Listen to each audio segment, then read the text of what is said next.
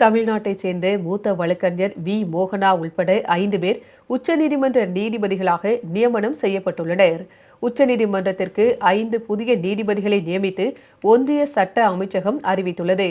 அதன்படி தமிழ்நாட்டைச் சேர்ந்த உச்சநீதிமன்ற மூத்த வழக்கறிஞர் வி மோகனா, மும்பை உயர்நீதிமன்ற தலைமை நீதிபதி ஸ்ரீ சந்திரசேகர், பஞ்சாப் மற்றும் ஹரியானா உயர்நீதிமன்ற தலைமை நீதிபதி ஷீல் நாகு, மத்திய பிரதேச உயர்நீதிமன்ற தலைமை நீதிபதி சஞ்சு சச்தேவா மற்றும் ஜம்மு காஷ்மீர் உயர்நீதிமன்ற நீதிபதி அருண் பல்லி ஆகியோர் நீதிபதிகளாக நியமிக்கப்பட்டுள்ளனர்.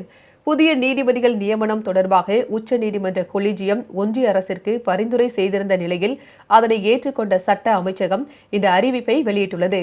இவர்கள் 5 பேரும் உச்சநீதிமன்ற நீதிபதிகளாக நாளை பதவியேற்பார்கள் என்று எதிர்பார்க்கப்படுகிறது.